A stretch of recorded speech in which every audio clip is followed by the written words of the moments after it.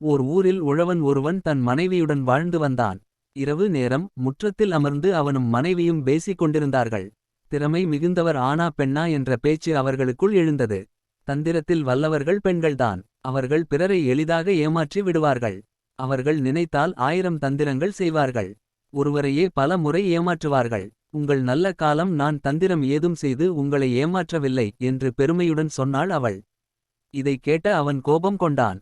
உன் தந்திரங்களைக் கண்டு ஏமாற நான் முட்டாள் இல்லை. உன்னால் முடியுமானால் 1000 தந்திரங்களையும் செய். நான் எதற்கும் அஞ்ச மாட்டேன். அவற்றை எப்படி வெற்றி கொள்வது என்று எனக்கு தெரியும் என்று ஆணவத்துடன் சொன்னான். விடிகாலை நேரம் அவன் தூங்கிக் கொண்டிருந்தான். அவன் அறியாமல் மனைவி வெளியே சென்றாள். பெரிய மீன் ஒன்றை விலைக்கு வாங்கினாள். கணவன் அன்று உழப்போகும் வயலில் அந்த மீனை புதைத்து வைத்தாள். வீட்டிற்கு திரும்பிய அவள் படுக்கையில் படுத்துக் கொண்டாள். விழித்த அவன் நிலத்திற்குச் சென்றான். உழத் தொடங்கினான். மனைவி புதைத்து வைத்திருந்த மீன் அவன் கலப்பையில் சிக்கி வெளியே வந்தது. பெரிய மீன் கிடைத்ததைக் கண்டு மகிழ்ந்தான் அவன். முட்டாளான அவனுக்கு நிலத்தில் எப்படி மீன் கிடைக்கும் என்ற சிந்தனையே எழவில்லை. அந்த மீனை எடுத்து கொண்டு வீட்டிற்கு வந்தான். மனைவியை அழைத்து, நான் உழும் போது நம் நிலத்தில் கிடைத்த மீன் இது. நன்கு சமைத்து வை. மதியம் சாப்பிட வருகிறேன் என்று சொல்லிவிட்டுச் சென்றான். தன் திட்டம் நிறைவேறியது என்று மகிழ்ந்தாள் அவள். மதிய நேரம் வந்தது. இன்று மீன் குழம்பு. நன்றாகச் சாப்பிடலாம் என்ற எண்ணத்தில் வீட்டிற்கு வந்தான் அவன். வழக்கம் போல அவனுக்கு களியையும் ஊறுகாயையும் வைத்தாள் அவள். கடுப்பு அடைந்தான் அவன். நான் கொண்டு வந்த மீனைச் சமைக்கவில்லையா என்று கேட்டான். மீனா? ஏது? எப்பொழுது கொண்டு வந்தீர்கள் என்று ஏதும் அறியாதவள் போல கேட்டாள் அவள். காலையில் நிலத்தை உழும் போது எனக்கு பெரிய மீன் கிடைத்ததே. அதைச் சமைக்கச் சொல்லி உன்னிடம் தந்தேனே. சமைக்காமல் என்னை ஏமாற்றுகிறாயா என்று கோபத்துடன் கேட்டான் அவன். நீங்கள் மீன் எதையும் கொண்டு வரவில்லையே. திடீரென்று மீன் கேட்டால் நான் எங்கே போவேன் என்றாள் அவள். பொய் சொல்லி ஏமாற்றுகின்றாளே என்று கோபம் கொண்டான் அவன். அவளை அடிக்கத் தொடங்கினான். ஐயோ, இந்த கொடுமையை கேட்பார் இல்லையா? காரணமே இல்லாமல் என்னை அடித்துக் கொள்கிறாரே என்று கூச்சல் போட்டு அழுதாள். அவள் அழுகுரலை கேட்டு தெருவிலிருந்த எல்லோரும் அவன் வீட்டிற்குள் வந்தனர். அவர்களில் பெரியவர் ஒருவர், என்ன நடந்தது? ஏன் உன் மனைவியை இப்படி அடிக்கிறாய் என்று கேட்டார். அதற்கு அவன், நான் இன்று காலையில் நிலத்தை உழுதேன். அப்பொழுது பெரிய மீன் ஒன்று கிடைத்தது. நான் அதை இவளிடம் தந்து சமைக்கச் சொன்னேன்.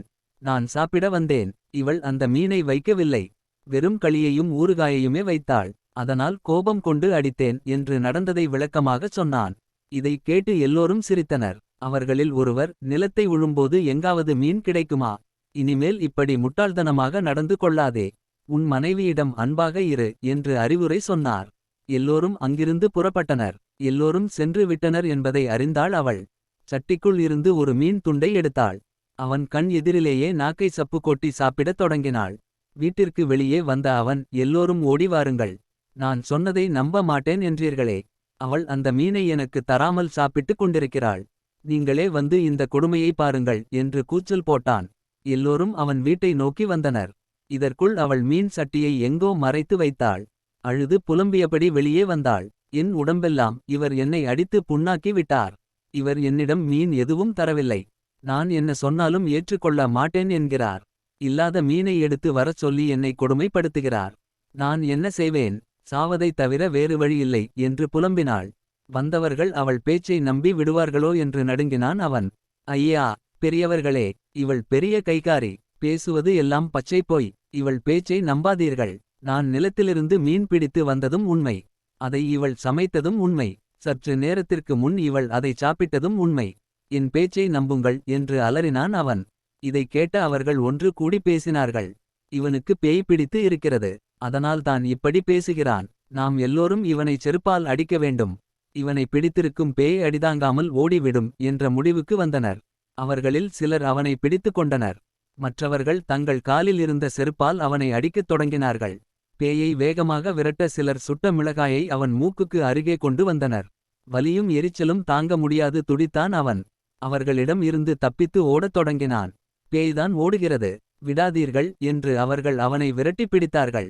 என்னை விட்டுவிடுங்கள். என்னை பேய் ஏதும் பிடிக்கவில்லை. இனி நான் ஒழுங்காக நடந்து கொள்வேன். என் மனைவியை அடிக்கவே மாட்டேன் என்று கெஞ்சினான் அவன். இப்பொழுதுதான் பேய் நம் வழிக்கு வருகிறது. நாம் உடனே விட்டு விடக்கூடாது என்றார் ஒரு பெரியவர். எல்லோரும் அவனை ஒரு தூணில் கட்டி வைத்து அடித்தனர். இரவு நேரம் வந்தது.